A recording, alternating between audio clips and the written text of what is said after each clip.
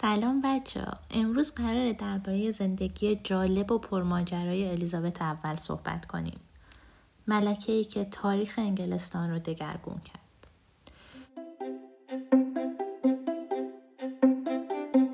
پدرش هنری هشتم پادشاهی بود که زندگیش پر از درگیری‌های سیاسی و ازدواج‌های چندگانه بود.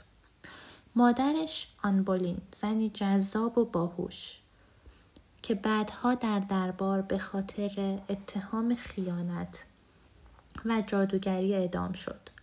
این اتفاق باعث شد که کودکی الیزابت به شدت تحت تاثیر قرار بگیره. الیزابت از بچگی عاشق یادگیری بود. وقتش رو صرف مطالعه کتاب‌های تاریخی، فلسفی و ادبی می‌کرد.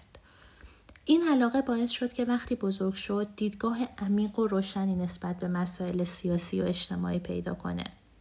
شرایط سخت دوران کودکی و تجربه از دست دادن مادر اونو مجبور کرد که زودتر به خودش اعتماد کنه و به استقلال فکر کنه. پس از مرگ خواهر ناتنیش مری اول، الیزابت ناگهان وارد عرصه سیاست شد. این صعود به تخت سلطنت برای انگلستان یه نقطه عطف بزرگی بود، چون تو زمان اون کشور از بحران‌های مذهبی و سیاسی رها پیدا کرد و تونست دوران طلایی را برای انگلستان رقم بزنه.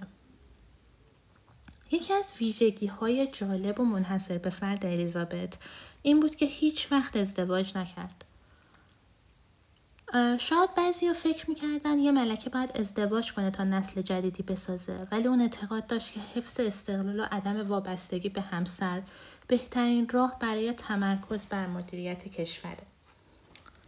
به همین خاطر به الیزابت اول ملکه باکره هم میگن.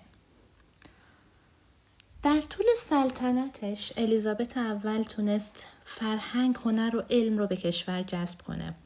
برای همین هم به دوران الیزابت اول عصر الیزابتی میگن، زمانی که شعر و نمایشنامه به اوج خودش رسید.